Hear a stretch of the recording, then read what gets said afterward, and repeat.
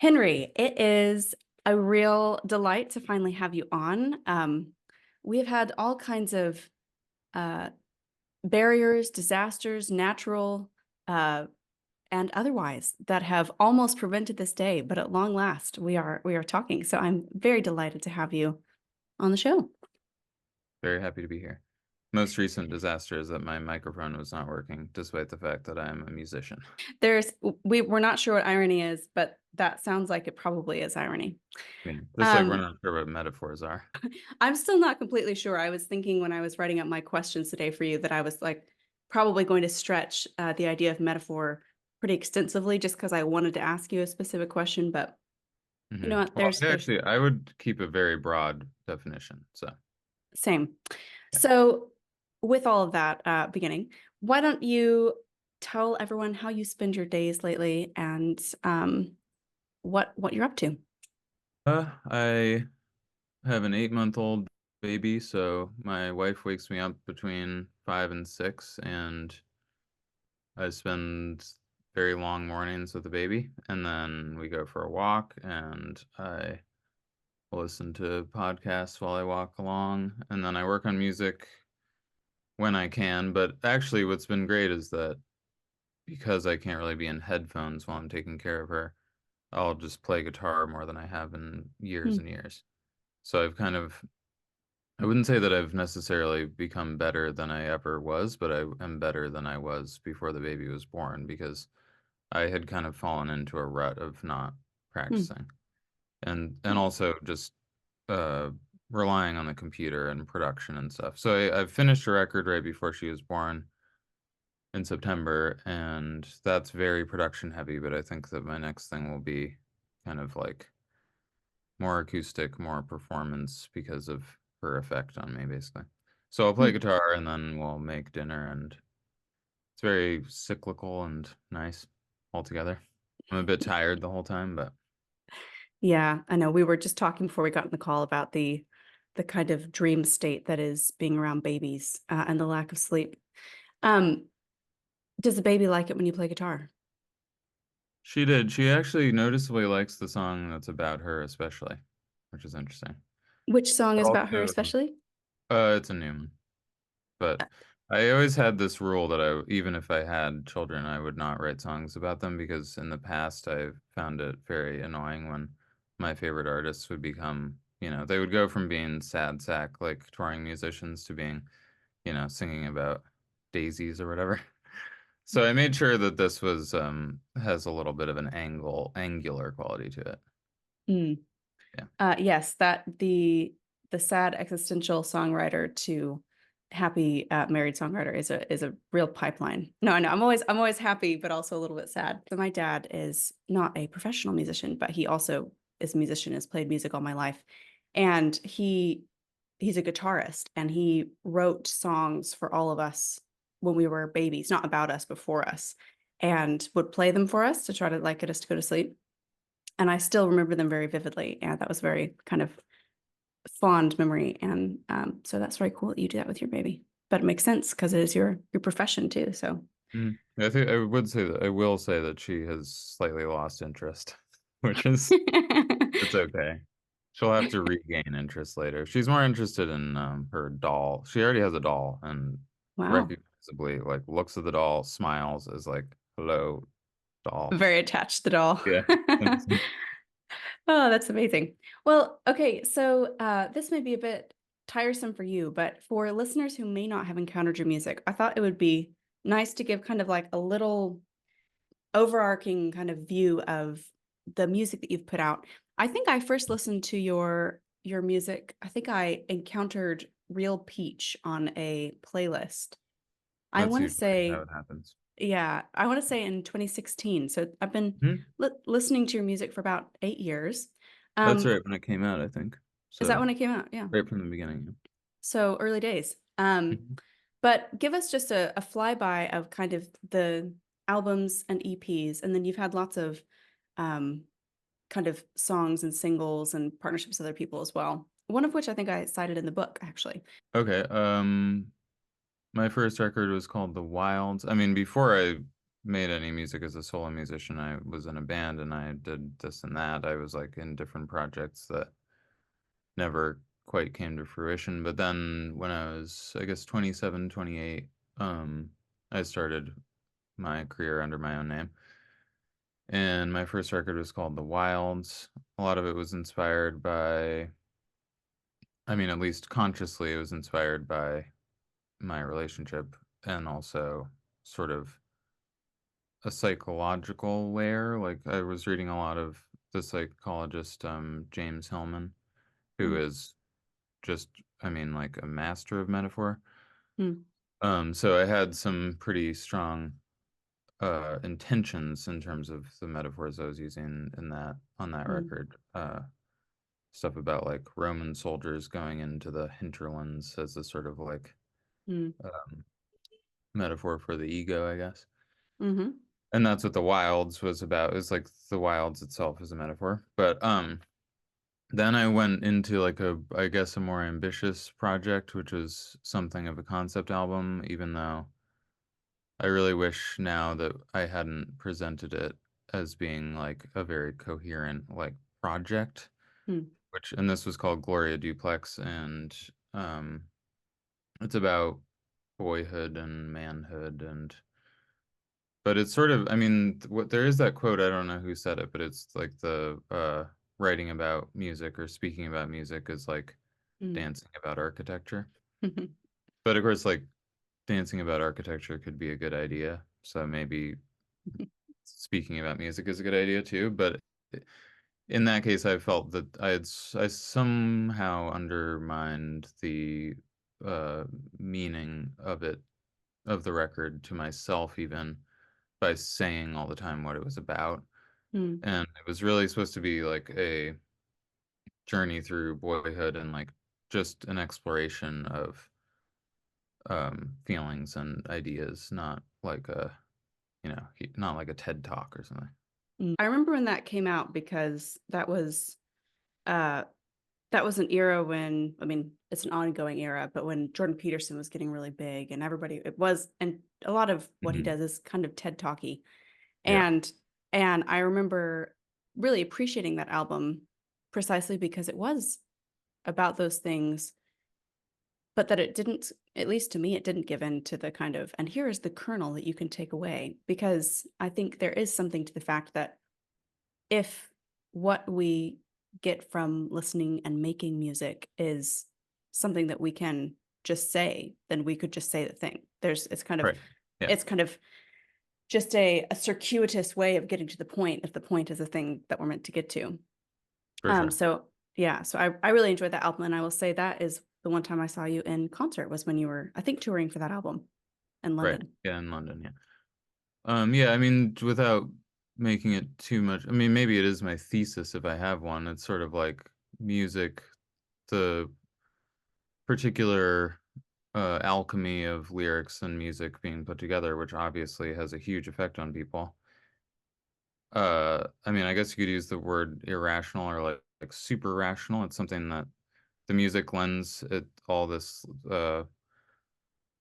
aura so that you no longer need to put things in the literal terms you would put them in everyday life. And so many things can slide as ideas or not, it's like all images, but also I have tried to sort of weave like ideas and ideals into lyrics, which, but it's always this process of like starting with the idea and then putting it out of myself and having it come Mm, back in this musical form. So it has mm, this mystery quality to it. mm. Um, Yeah.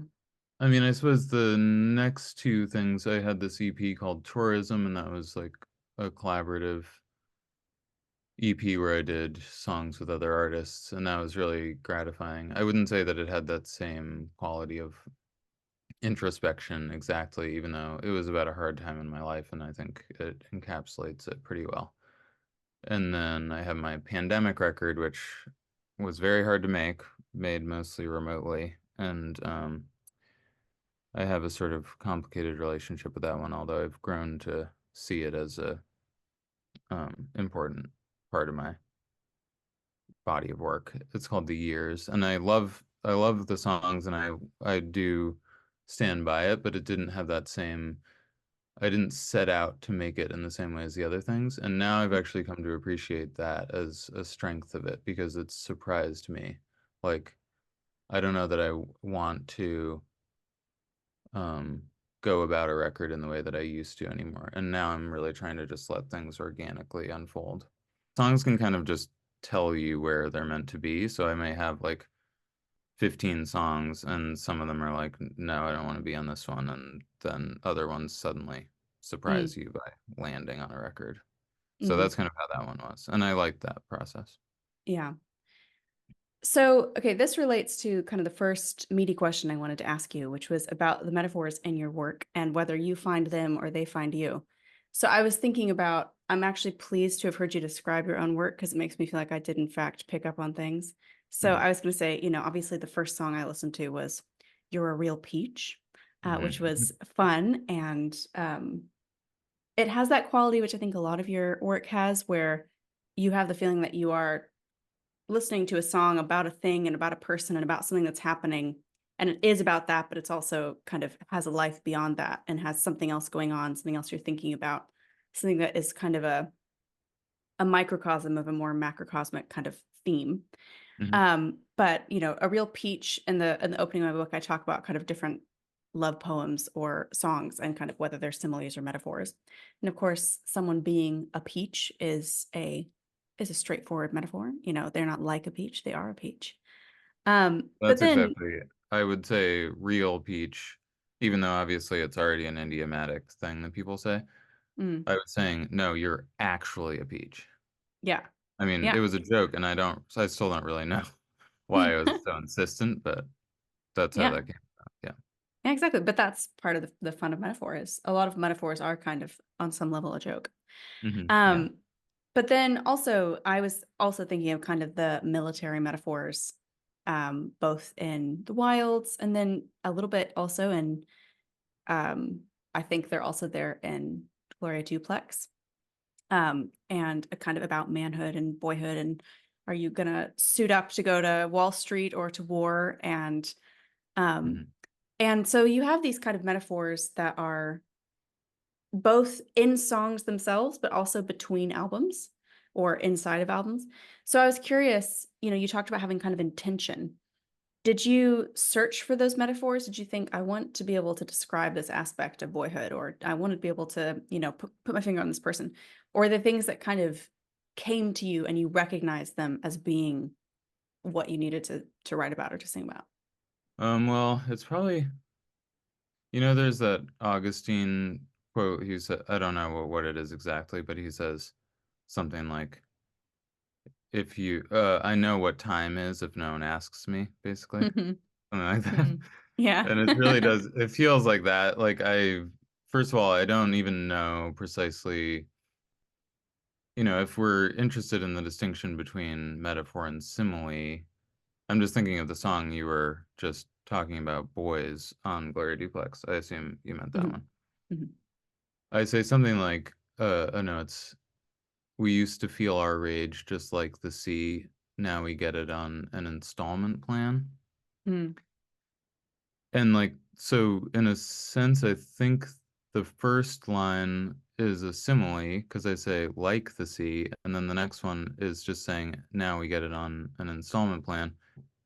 I don't know. It's sort of like this raw power that we might have has been put through some cultural process that mm, has made it impossible for us to feel ourselves fully. Is kind of the mm, idea. And I don't, and I think that there is a difference in that, like, simile to metaphor. It's sort of like starting with saying it is similar to this and then saying, oh, it really is like this. I mean, but even then, it's like that's kind of a gambit. I don't know. There's something about just being within the subjectivity of mm. like songwriter and imaginer, like that doesn't quite allow for that kind of theorizing, I guess. Distinction. Even as I Mm, try to do it, yeah. yeah. So I would say that even though I said I have an intention, the actual experience of it is setting out with an intention, having it um, move through the imagination, and then inevitably there are images, and then I am more sort of describing the images. And so I Mm, think that's why I said I would have like a very broad definition of metaphor, because living in the imagination mm, uh, will always result in metaphor if you're putting it mhm. into language. Yeah. Just in that, uh, yeah, and that's like I have had moments where I feel like I can understand from like just briefly that metaphor is like a little pinhole, and if you look through it, the Mm, whole world will suddenly show itself in a way mm. that it doesn't otherwise. And that's how songwriting is. But it's, I mean, even then, like, I've written hundreds of songs, but it still happens so rarely. I think something that you're getting at is the sense of wanting to, like you said, you kind of set out and then you send the thing out to the imagination and then it kind of returns to you and you find, Mhm. obviously that's too too neat and tidy, but something like that.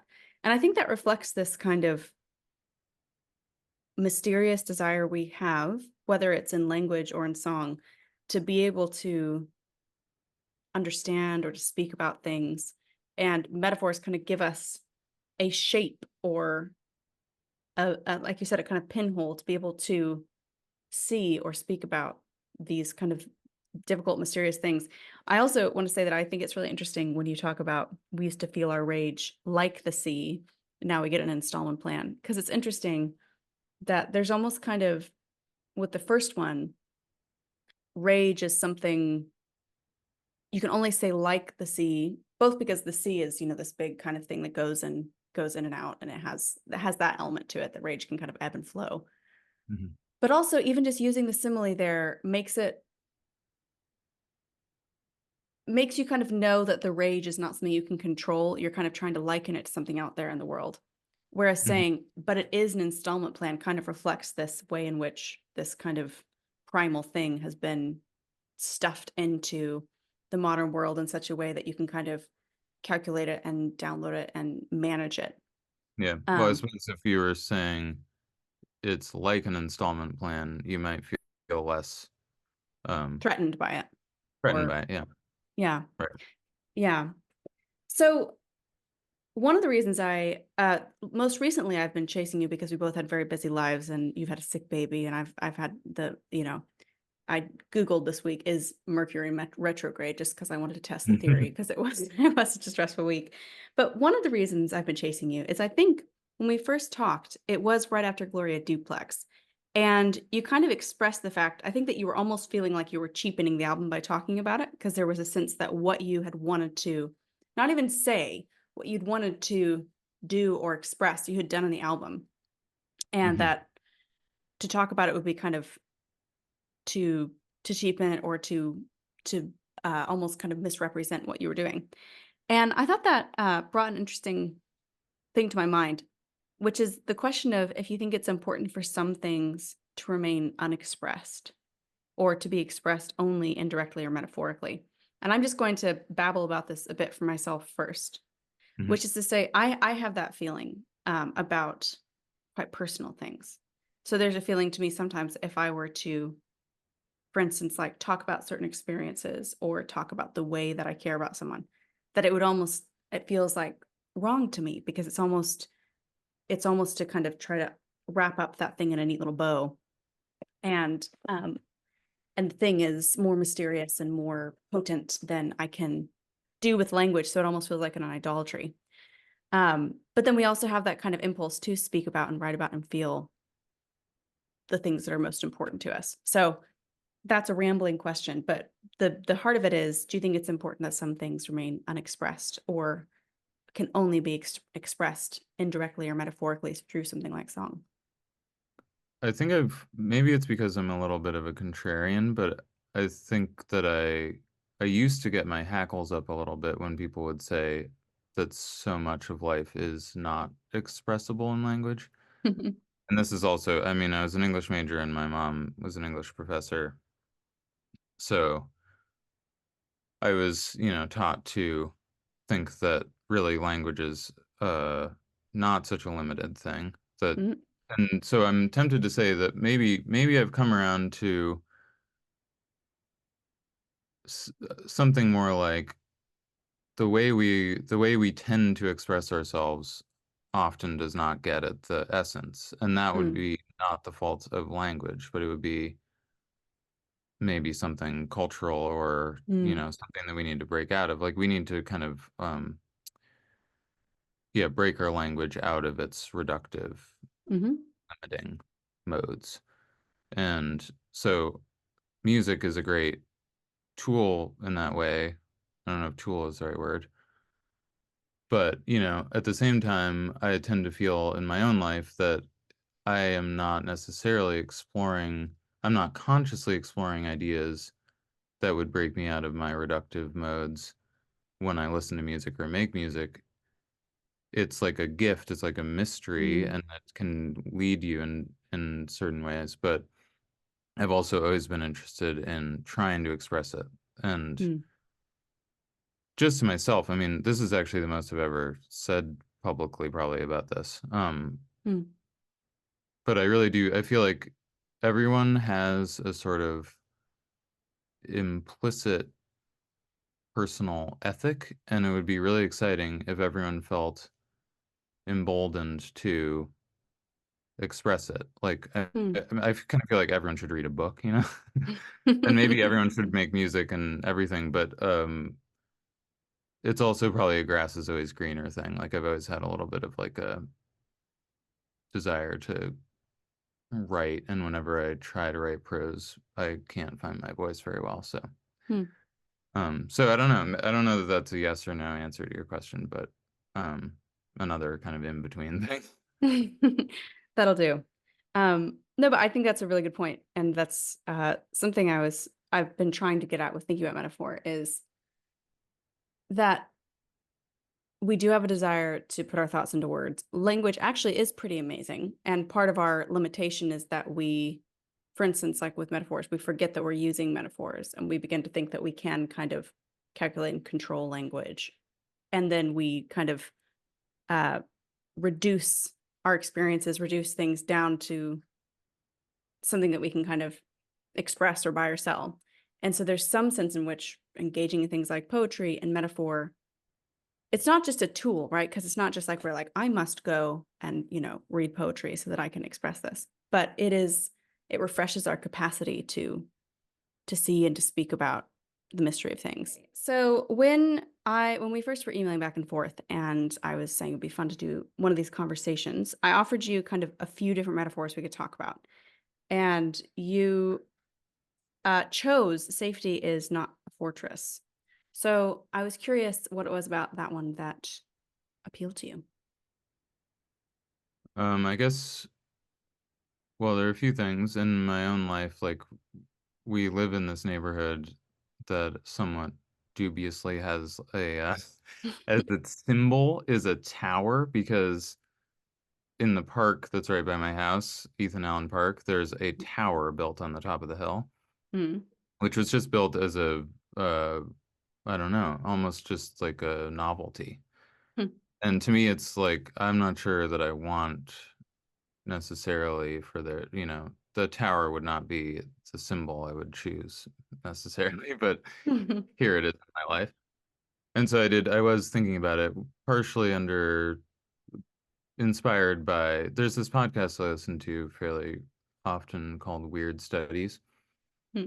and they did an episode on the tower as a symbol. And I was listening to it and I was approaching the tower.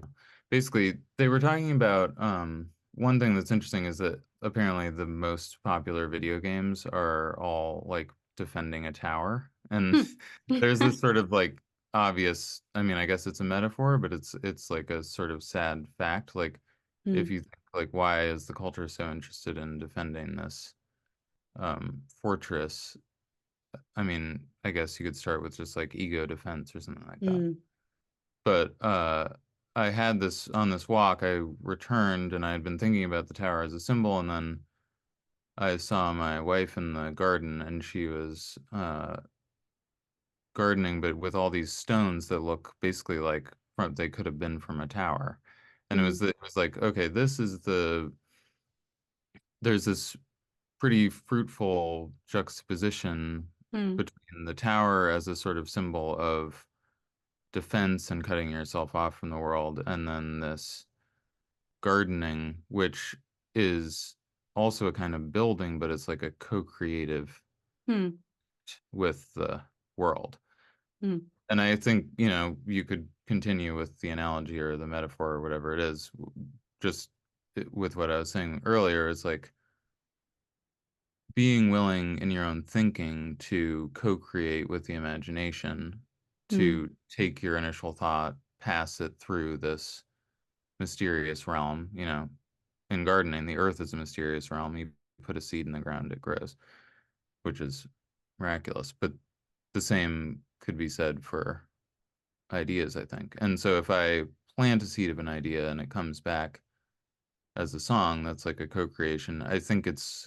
I'm not sure what I would compare it to. Like, what is the tower in terms of um, thinking? I guess it would be like a hyper rational mm, uh, solutionism, something like that. That mm, really is like ultimately maybe you start by trying to solve some problem, but down the line you've actually cut yourself off mm. from the real, something like that.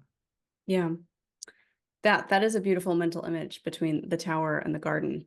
We have a similar thing in the town where I currently live in St. Andrews because it has a big gray, everything in Scotland's very gray because of the local stones.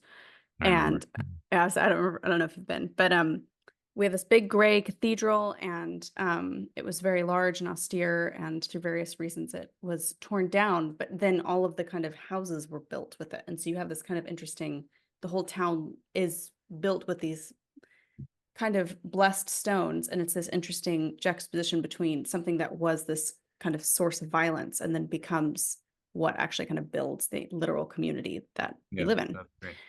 Um, but I think, yeah, that was something I was trying to get in the chapter is we do use all these languages of being high up, being safe, and obviously, as you said, video games. That's an interesting indicates something interesting about the times that we live in. This kind of need to be fortified, to be separated and cut off from other people, and to know ourselves as safe. Yeah, although I was happy that you kind of lent my idea of towers some complexity because uh, you know, I think it's really the cutting yourself off from the world that makes it a symbol of, Mm, something whatever problematic. But mm, if it's something more like rising up, like mm. getting perspective, something like that, I don't think anyone can Can't speak object to that. to. Yeah. So, Well, and this is why we need many metaphors, right? yeah. Because And they they speak can different things. contradict each other or whatever. Yeah, exactly. I Yeah. know people get their knickers in a twist about mixed metaphors, but most of life is mixed metaphors. Mhm. Um, yeah, so I guess this is kind of a general question, but so to generalize again about your music, I think a lot of it, as you've already talked about, deals with kind of the tensions and vulnerabilities of the world we live in and trying to kind of be humane within that, using metaphors to explore those. Um, what are some of the kind of things that hypothetically keep us down? And if fortress is not always a good metaphor to you, you've already given one, but what are some of the metaphors you see as I could think of other metaphors that maybe keep us down, like the machine. You've kind of been talking about that with Yeah. um That's what Paul Kingsnorth yes, uses. yes, and lots of other I mean, people. that's a perfectly compelling word for it. I almost just prefer tower because, for one thing, it has this walls, like the walls I Mm. think are important, and machine is a little scary, which it may be, like what I was saying about the solutionism, like Ivan Illich, who I used to read a lot and have been looking into again. He basically can trace the advent of like our institutions starting with out of a true need, we develop an institution, a hospital, whatever it is. And then eventually at a certain scale, it passes like this watershed moment where it starts to do, in certain ways, I'm not saying entirely, but like in certain ways, it'll start to do the opposite of what it Mm. for- um, was meant to start. And so if that's kind of like an impulse, I think that's kind of how the tower is built. You start with the best intentions, and then you're just constantly solving problems, and then it's not anyone's fault. You just end up with something a bit nullifying. And I Mm, think you could, even Illich was like a very harsh social critic, and I wouldn't probably want to be that harsh, but each of our institutions could be brought back to their initial intentions. And then I mean, I don't know exactly what I'm talking about the institutions, except that as it relates to music and art in general, I think like what you find in music is the remainder, like the person in that world that's been built semi by accident. And it's very visible in certain spaces, certain spaces, if you think of like an Amazon warehouse or something, like, mm, did anyone truly intend for that to be built? It's more that certain criteria came mm, about, and so if we could be more intentional, if we could like stay in touch with the imagination as our source for mm, our human world, then we wouldn't build mm. these towers by accident. Kind of going to the tower, we do have actual need for safety. We do have actual need for perspective. We do have actual need for time to respond to things. But sometimes our kind of uncritical organization and desire to control being able to do those things can kind of create something that then creates a problem. I even think about that with kind of the metaphor for towering success. There's the sense that success will give you a certain amount of safety. But then once you get to a certain level of success, then you will not be safe unless you're able to succeed or succeed all the more.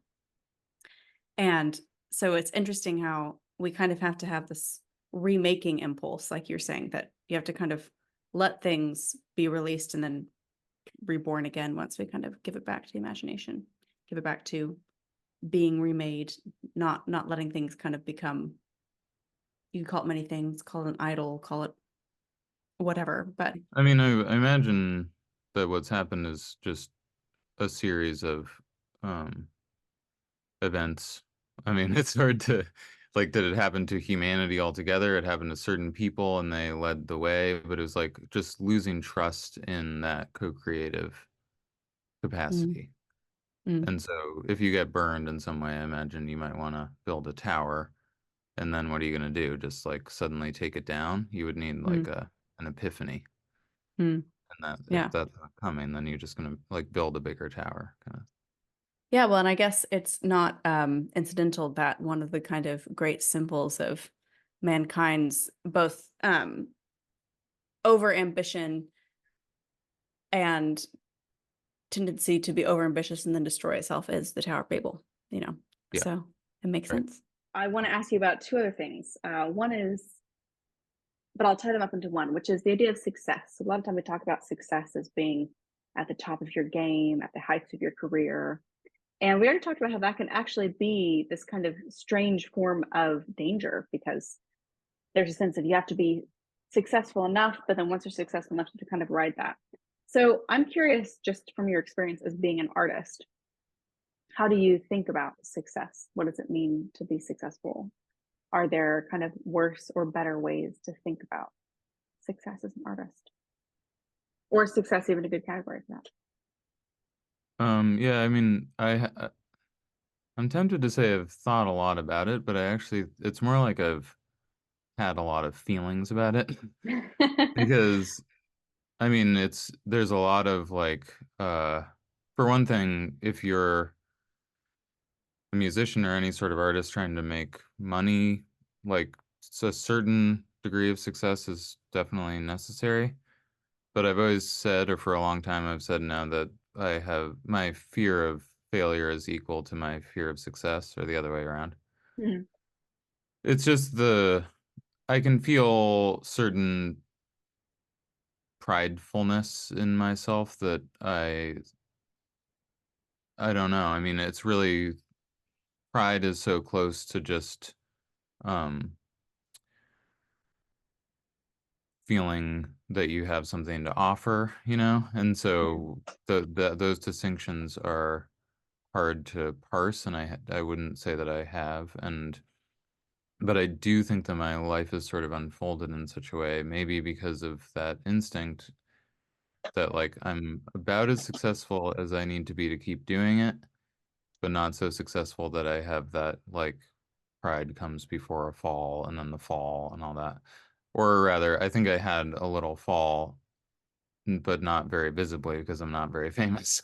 And then um now I feel pretty steady. I feel like I could, do this for a long time. I feel perfectly inspired. I don't feel like I'm the danger is, I think, often for artists when they get too big too fast, is that they forget why they started in the first mm, place, and then they make really bad music.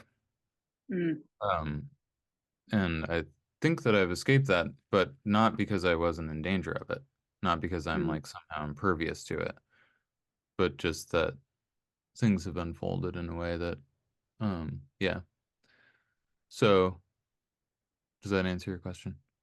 I think it does. Also, Okay. I'm going to totally impose metaphor on you and Okay. say that what you just described. Well, for one thing, I like that the when you say pride comes before fall, that is quite literally a height metaphor, right? It's Mm, getting up high on some pedestal or some mountain and falling down. yeah. Um, but what you described as an artist is kind of maybe shifting the idea of success from getting up to somewhere where you can fall versus kind of having a long walk, a long journey where you can continue to be a good artist and continue to develop over a Yeah. period of time and across seasons of your life rather than kind of racing to the top of some imagined success.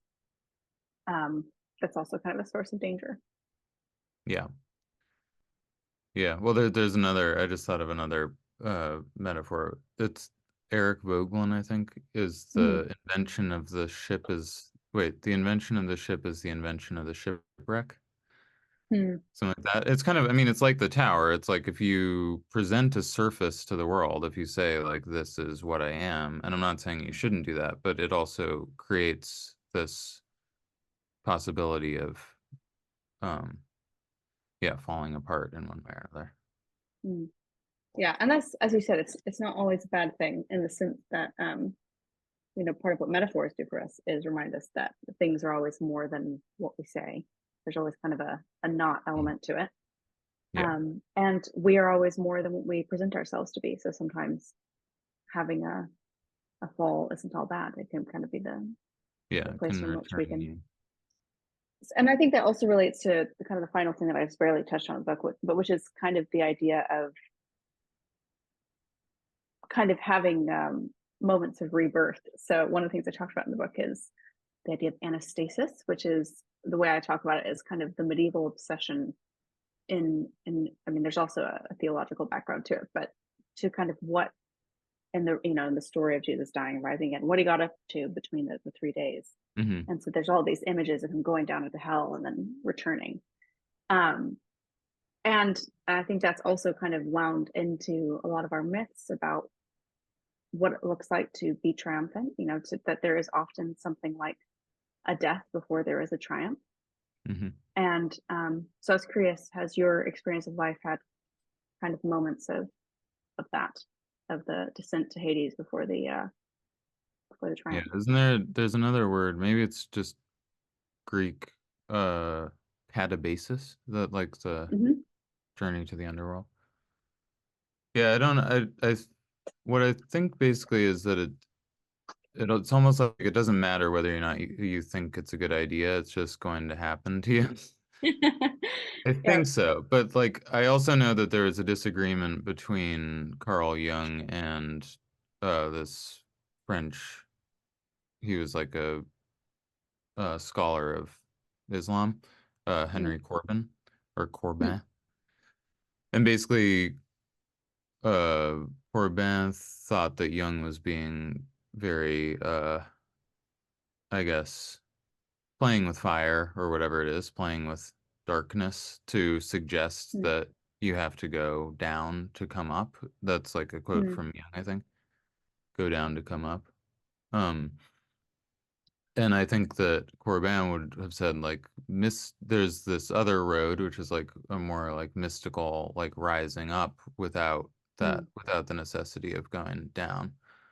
mm, But obviously like I'm a musician. I started, not even, it wasn't like I will become a musician. It's because I was having all these kind of roiling feelings. I mean, they were pretty sophomoric, like teenager feelings, and that was not my like journey to the underworld. But I think no one really probably gets to their mid 30s without having moments of like, I mean, my life has been relatively, well, extremely easy by most standards, actually. But still, you could say psychologically, I mean, the hardest thing you've ever experienced is still the hardest thing you've ever experienced. So, mm, um, I do think, yeah, that is just like a necessary journey towards mm, maturity. mm. Well, and I guess even the critique of Jung still involves a movement upward. There's still a sense of depth from which you move upward. Yeah, right. Yeah. Yeah, yeah. I know. It is funny when I look back on my journals from when I was 16, and they seem like the things I was moving through, kind of now on some level seem a little bit, as you said, sophomoric and sweet and a little too much. But I still stick to thinking that it was the most difficult thing I went through when I was 16, and so it did feel very important. It was important for your psychological development. So I'm always Yeah. Well, I slightly, mean, I'm witnessing this baby every day, and it's very overwhelming to be a baby because every day something totally new happens, or every yeah. moment almost. And so, yeah, I just think they're really, I mean, as much as we may aspire to this, like, being on some parapet and looking down and really understanding, it really seems like maybe you get that moment at the end of life, or maybe like very wise people have it earlier. But for most of us are just going to be like fumbling through. Fumbling through the weeds. Yeah. Yeah. Okay, I'm gonna end, though I'm sure we're gonna have more conversations, with asking you something I always ask everyone, which is, Okay. if there is there one work of art or work of poetry or a book that you are finding particularly nourishing or compelling at the moment? What's funny is that I actually read so little fiction anymore. So I find myself like trying to think of something like a novel, but I haven't read a novel in forever. Um, I always am reading Rilke, Mm, you know, more or less. I mean, I used to be very deeply into him, but I still will pick him up pretty often. He does have a poem, and I'm not going to be able to quote it, but it is about a tower. It's like he's the falcon circling the tower, and he doesn't know if he's the tower or the falcon, something like that. mm, Um, but he also is, I mean, it almost seems like it cheapens it just to say it this way, but like a master of metaphor. I mean, his poetry is beautiful. I mean, I can only read it in translation, but like there's something so true about the way that he describes things that mm, it really feels like you don't even need to articulate it intellectually. You just see that there is more to the world as you mm, finish the poem and you're convinced. mm. And that is like, that's always something I've aspired to. That's, I mean, even in the song Real Peach, I used to say that that was like supposed to be like pop country Rilke. Amazing. He has this idea of like the angel, which is the being, or I suppose you could say like the part of yourself or your higher self that has already completed your work, and that you can kind of have a relationship with that Mm, higher being, and that's in that song. So yeah, I'll say Rilke. Rilke. Great. I'll look up the tower thing and put it in the show notes so people can Oh yeah, that'd be great. read it. But I think this will be my great takeaway: pop country Rilke. I'll never listen to it the same again. Well, thank you so much for joining us, and I look forward to. Do you have music coming out soon? Am I making that up? I should be putting a single out as soon as next month, so, and then another record by the fall, so it'll be a whole rigmarole and then the record finally, yeah, Yes, there's always a rigmarole, I suppose, that for comes with sure. putting Well, out a as there record. should be, really. Yes, yes, Yeah. yes. And we'll look forward to hearing it because this is the one I'm assuming that is more acoustic. Oh, no, this is a whole Oh, one this is the other before one. that one. Okay. Yeah, yeah, So we've got to yeah. wait for like at least a year before we can imagine these songs having been written around a baby. Yes, unfortunately. Alas. Or Oh fortunately well. for me. I have a lot of work to Well, do. good. Well, good luck in the work and thank you for joining me on this podcast. Great. Thanks so much.